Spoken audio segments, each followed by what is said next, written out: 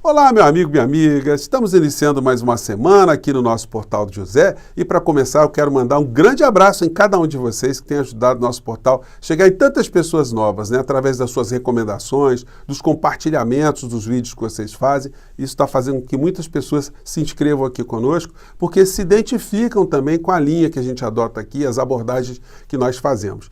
E além desse agradecimento, eu quero compartilhar com vocês algumas situações muito positivas que, de uma maneira geral, estão passando despercebidas, né, para a maior parte do povo brasileiro.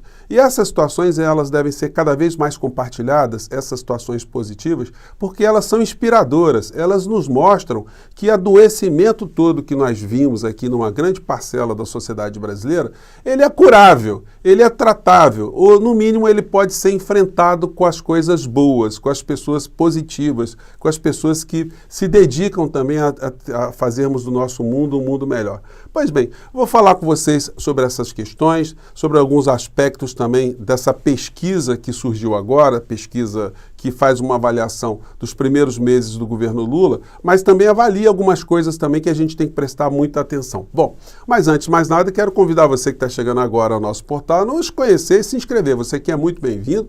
Conheça também os nossos outros vídeos. Se gostar, compartilhe. Não esqueça de dar o seu joinha e também mandar os seus comentários para cá, porque são sempre lidos e são sempre considerados. Lembrando que todos os dias eu faço um chat aqui para bater um papo com vocês entre 5 horas e 5h30. E se puder, se inscreva também no nosso clube de membros, que é uma forma adicional de você ficar mais engajado aqui nas nossas atividades, tá bom? Então, vamos seguir em frente. Gente, hoje, mais tarde, eu vou conversar com vocês sobre algumas questões objetivas, né, que dizem respeito aqui à avaliação do governo Lula e alguns aspectos também específicos relacionados a algumas posturas da área econômica, como, por exemplo, o empréstimo consignado, que está gerando aqui algumas turbulências, algumas incompreensões. Eu vou trazer aqui alguns elementos para a gente poder entender o que é que está acontecendo entre o governo Lula, sistema financeiro, bancos, o ministro da Previdência, enfim. E os aposentados, né, que no final da história são os principais interessados nessa história toda.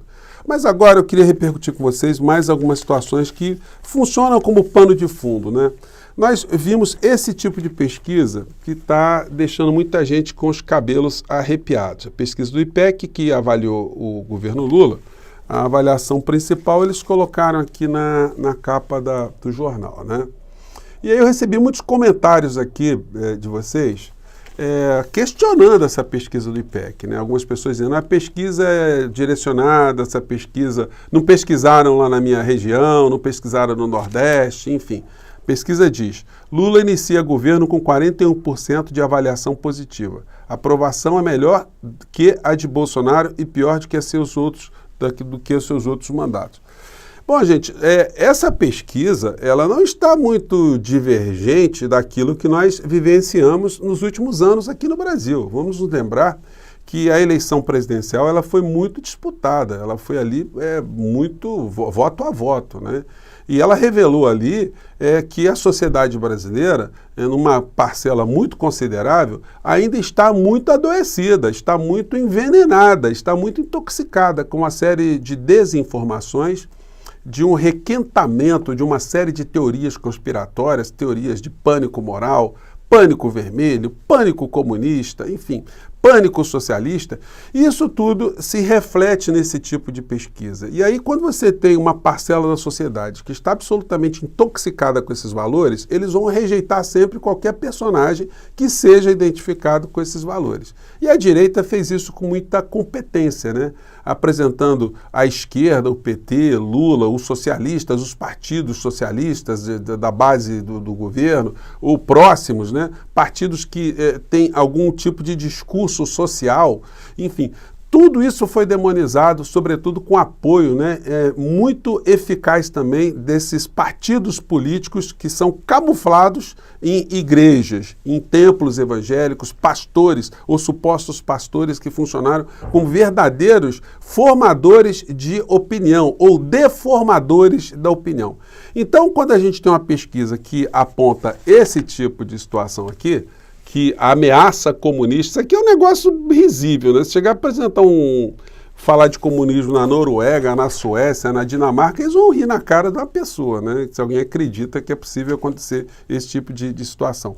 Mas aqui, isso tem fomentado sempre o discurso político extremista, que acaba sempre distraindo uma parcela da sociedade que é explorada, que é aviltada, que é enganada, fazendo com que essas pessoas tenham medo de uma outra coisa fantasmagórica que eles chamam de comunismo. A ameaça comunista ronda 44% dos brasileiros. Tema disseminado pela extrema-direita e frequente no discurso de Bolsonaro, mudança de regime no país é uma hipótese totalmente plausível para 31%, enquanto 13% concordaram em parte. Evangélicos e moradores do Centro-Oeste veem risco maior, segundo o IPEC. Então, gente, nós estamos diante de uma pesquisa que confirma a fratura que nós vivenciamos de uma forma muito intensa aqui no Brasil, motivada. O grande caldo de cultura foi a grande desinformação que a gente venceu pelas redes sociais e a omissão consciente dos grandes veículos de comunicação que deixaram esse monstrengo ser gestado sem nenhum tipo de oposição.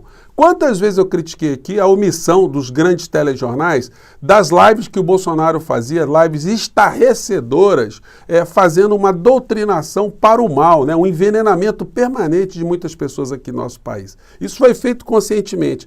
E também denunciei muitas vezes aqui a omissão de tratar a questão da pandemia aqui no nosso país sem a responsabilização de um presidente da República que era o gestor maior da nação, deveria ser o grande articulador, deveria ser o grande motivador de políticas públicas de enfrentamento dessa questão. No entanto, ele chegou a nomear um general incompetente, uma pessoa sem a menor noção, sem conhecer a saúde, sem conhecer o SUS, para ser o ministro da Saúde, simplesmente porque ele estava dando vazão a todas as teorias negacionistas da figura que ocupou a presidência da República. Esse ato por si só, quando ele foi pensado, já era para o Bolsonaro ter sofrido impeachment. Quando ele nomeou, então, aí era o impeachment e a responsabilização criminal do senhor Pazuello por ter aceitado uma incumbência de algo que ele não teria condição de enfrentar. O crime mínimo ali seria o de prevaricação. Mas isso passou aqui no Brasil de uma forma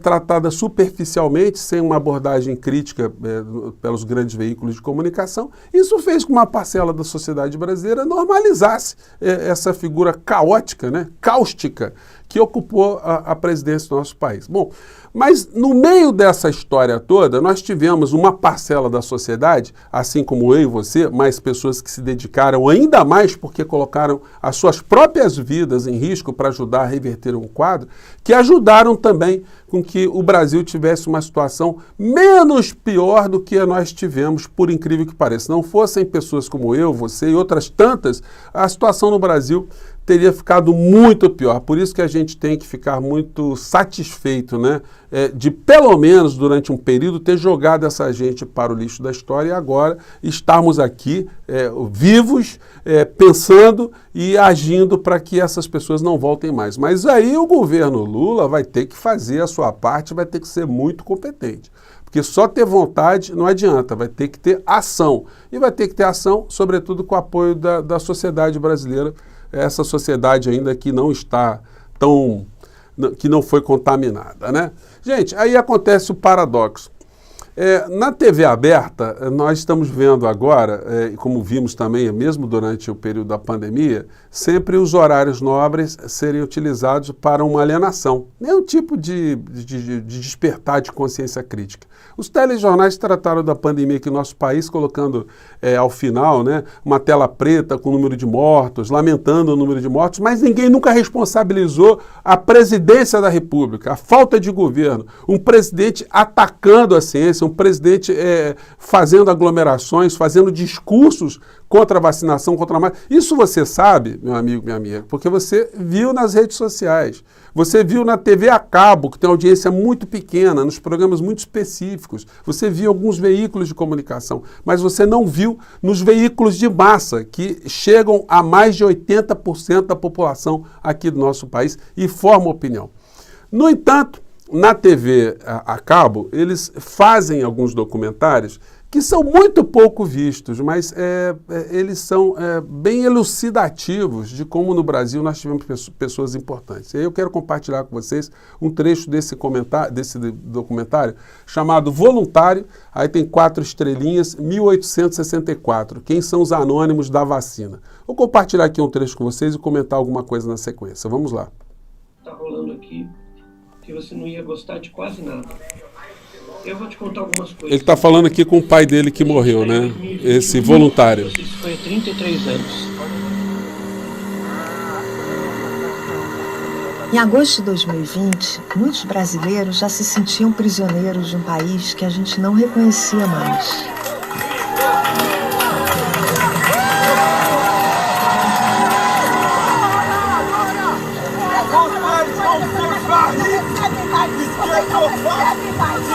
No dia 8 daquele mês, o Brasil ultrapassou a marca dos 100 mil mortos pela Covid, 5 meses depois da primeira morte ter sido registrada no país. Foi confirmado a primeira morte por Covid-19 no Brasil. O paciente de 62 anos que estava internado em São Paulo é a primeira vítima do novo coronavírus no Brasil. A primeira morte pelo novo coronavírus. Foi um caso de uma infecção comunitária. 4 mortes em São Paulo. Quando o país ultrapassou a marca de 5... Só um detalhe, gente, várias dessas pessoas que estão sendo mostradas aqui, elas são voluntárias nos experimentos para se descobrir vacinas para enfrentar a pandemia, o vírus Covid-19. Mil mortos pela Covid, no mês de abril, o presidente disse 2 palavrinhas que iam definir a política sanitária do seu governo. E daí? Mas, e daí? Lamento, quer que faça o quê? Eu sou Messias, mas não faço milagre. Seguiram-se muitas declarações. Fazer o destino de todo mundo. Não adianta fugir disso. Tem que deixar de ser um país de maricas. Chamou a doença de gripezinha. Depois da facada não vai ser uma gripezinha que vai me derrubar não, tá ok? Disse que o vírus era que nem chuva. É a vida. Todos nós iremos morrer um dia. E deu uma resposta desaforada quando foi perguntado sobre as mortes. Não sou governo. Nós queremos prestar uma homenagem aí aos que se foram. Quando ultrapassamos 50 mil mortos, Bolsonaro resolveu oferecer um momento solene ao país durante a sua live semanal.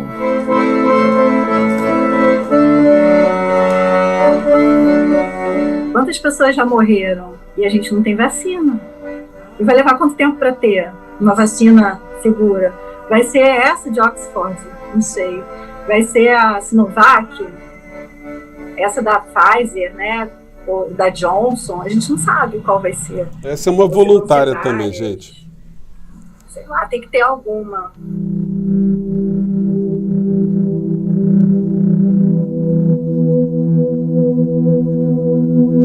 Na véspera do Brasil atingir a marca dos 100 mil mortos, a farmacêutica Pfizer anunciou o início dos testes da fase 3 nos estudos da vacina contra a Covid. No mesmo mês, ofereceu 70 milhões de doses ao Brasil, mas o governo nem respondeu.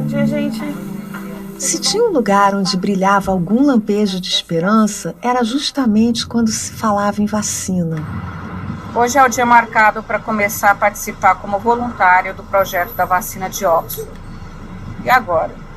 Eu devo ou não devo participar desse projeto? E quem eram aquelas pessoas que estavam se prestando a ser voluntários desses estudos? E você não ficou assim, um pouco preocupado de estar entrando numa pesquisa de uma vacina ainda na fase 1, quando se sabe pouco sobre ela? A gente sempre fica um pouco, mas, no final de contas, é um negócio que está a humanidade inteira querendo saber, procurando resposta, né? Por que eles tinham decidido fazer isso? Eles não tinham medo? Medo, com certeza. Medo de ter alguma reação, de ter algum colapso. Meu namorado também falou, eu não faria. Ele falou pra mim, eu não faria. Ontem mesmo a minha sogra falou assim, você é louca. Gente, o documentário é muito legal, espero que dê para passar aí, pela questão de direitos autorais. Espera aí que o microfone dá uma agarrada aqui. mas ele é muito inspirador para todos nós, né? Porque ainda hoje a gente recebe zap de gente que está atacando a vacina aqui no Brasil. É uma gente que ficou absolutamente enlouquecida.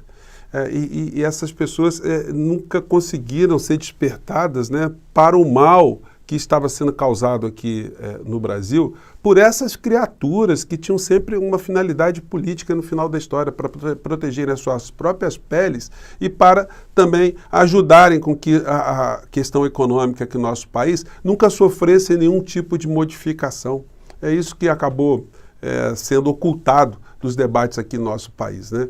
Então, gente, eu vou colocar na descrição do vídeo aqui, esse vídeo aqui, para quem for assinante. Eu não sei se a Globoplay está disponibilizando para quem não é assinante, mas eu vou colocar aqui para você que, enfim, de repente você mandar para algum desses bolsonaristas, né, se eles conseguirem assistir, quem sabe a gente consiga despertar alguma humanidade perdida nessas criaturas que estão ao nosso redor, que estão com medo de fantasmas e por estarem com medo de fantasmas, eles atacam qualquer coisa que se identifique com os fantasmas nas suas cabeças, né? Gente, eu fico por aqui, mais tarde eu encontro vocês, um grande abraço e boa semana para todos vocês. Tchau!